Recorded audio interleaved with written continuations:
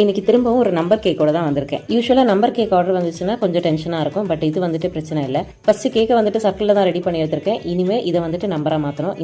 இது பண்ண வேண்டிய நம்பர் வந்துட்டு 5. இது 2 kg tender coconut flavour cake. 9 inch பேனில் வச்சு தான் இதை வந்து பேக் பண்ணி எடுத்திருந்தேன்.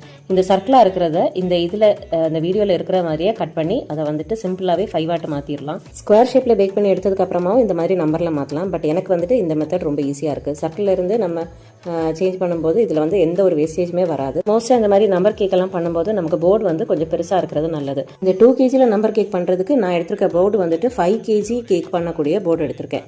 இந்த சைட்ஸ் எல்லாமே நம்ம க்ரீம் எல்லாம் கொடுத்து அதை ஷேப் பண்ணி எடுக்கிறதுக்கு பதிலாக இந்த மாதிரி லீஃப் நாசில் யூஸ் பண்ணி நான் ஒரு டிசைன் மாதிரி கொடுத்துருக்கேன். டாப்பில் வந்துட்டு ஸ்டார் நாசில் யூஸ் பண்ணி அதுவும் ஒரு டிசைன் கொடுத்து எடுத்திருக்கேன்.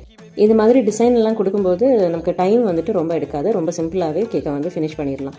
இல்லைன்னா சைடெல்லாம் ஷேப் பண்ணி எடுக்கும்போது ரொம்ப டைம் எடுக்கும். அதுக்கு இது ரொம்ப ஈஸியாக இருக்கும். பிடிச்சதுன்னா லைக் பண்ணி சப்ஸ்கிரைப் பண்ணி சப்போர்ட் பண்ணுங்கள். இன்னொரு வீடியோவில் பார்க்கலாம். பை.